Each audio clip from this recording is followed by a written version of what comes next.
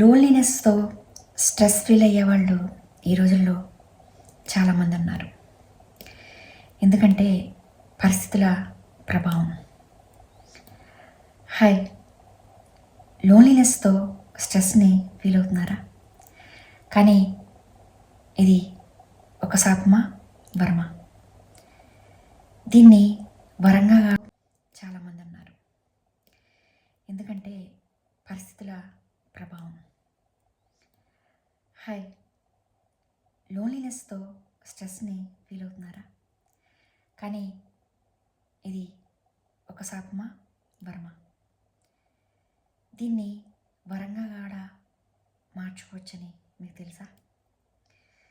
సరే, ఇప్పుడు పాయింట్లోకి వెళ్ళిపోదాం మనము. లోన్లీనెస్ అనేది పెద్దలు చాలామంది ఏం చెప్తారంటే ఒక అదృష్టంగా చెప్తారు. ఎందుకంటే మనతో మనము ఉండే అవకాశం మనకు భగవంతుడు ఇచ్చాడు. లోన్లీనెస్గా ఉన్న వాళ్ళందరూ కూడా చాలా గొప్పవాళ్ళు అయ్యారు. అది వెనుక రోజుల్లోకి వెళితే అందరికీ తెలుస్తుంది. అంటే ఇక్కడ సైంటిస్టులు కానీ, ప్రయోగాలు చేసేవాళ్ళు కానీ, గొప్ప గొప్ప వాళ్ళు కానీ తమతో తమ ఉండి చాలా గొప్ప ప్రయోగాలు చేశారు, చాలా గొప్ప గొప్ప విషయాలను కనుగొన్నారు, ఇంకా చాలా గొప్పవాళ్ళు అయ్యారు.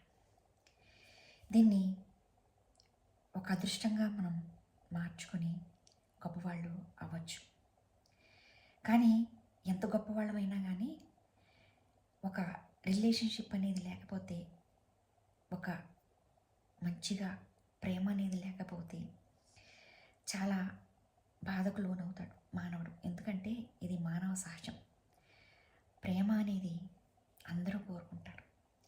ఆ ప్రేమ ఉంటే చాలామంది సంతోషంతో ఫీల్ అవుతారు. అది ఎదుటి వాళ్ళ నుంచి ప్రేమ కోరుకుంటున్నామా, లేదా మనల్ని మనం ప్రేమించుకుంటున్నామా అనేది ఇక్కడ పాయింట్. ఇక్కడ లోన్లీగా ఉన్నా సరే ముందు మనల్ని మనం ప్రేమించుకోవడం నేర్చుకోవాలి. అంటే ఇక్కడ మన హృదయాన్ని ఖాళీ చేసుకోవాలి. ఖాళీ చేసుకుని ప్రేమను నింపుకోవాలి. ఆ ప్రేమ అనేది బయట నుంచి అది ఆకర్షితవంతంగా అందరినీ మీ వైపుకు లాగుతుంది. అంటే ఇక్కడ మీతో మీరు ఉండాలి, మిమ్మల్ని మీరు ప్రేమించుకోవాలి. ఇక్కడ ఒక ఉదాహరణ చెప్తాను నేను.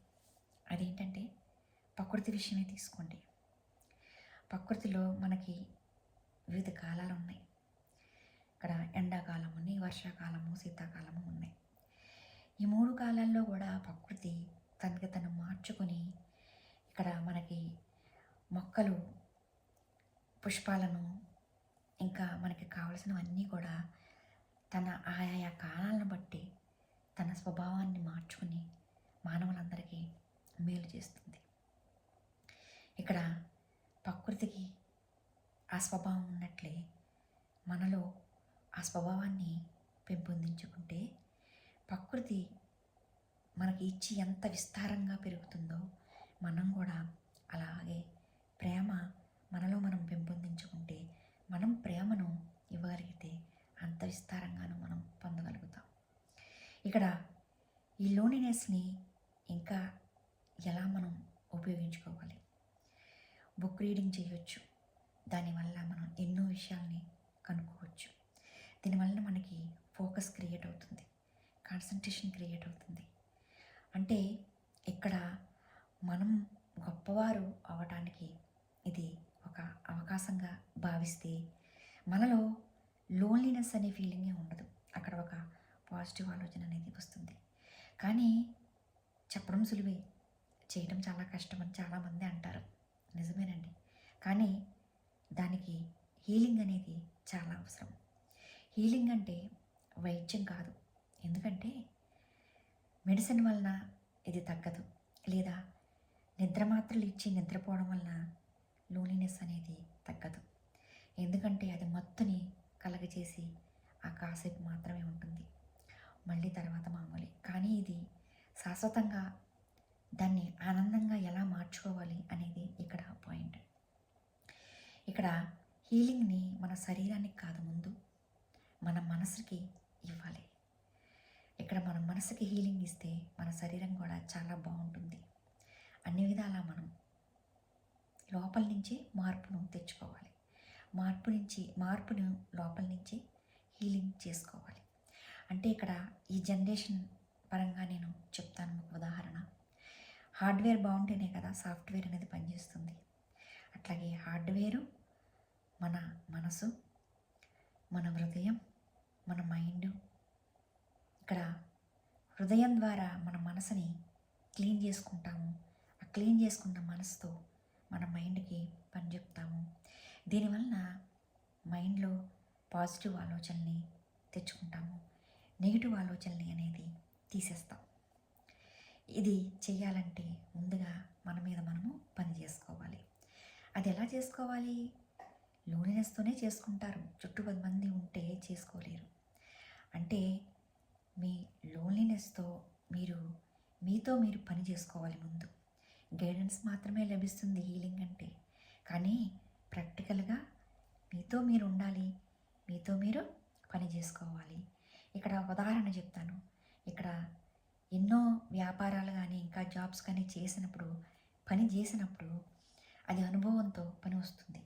ఆ అనుభవం వచ్చినప్పుడు ఓహో ఇది నిజము అని చెప్తుంది. ఇందులో కూడా మంచి చెడులు ఎదురవుతాయి. ప్రతి బిజినెస్లో, ప్రతి జాబ్లోను, ప్రతి లైఫ్లో కూడా మంచి చెడులు ఎదురవుతాయి. కానీ దాన్ని మనము ఏది మంచో ఏది చెడో అనేది గుర్తించగలుగుతాం కదా. అది ఎలా గుర్తించగలుగుతాము? ప్రాక్టికల్గా చేసినప్పుడే గుర్తించగలుగుతాము.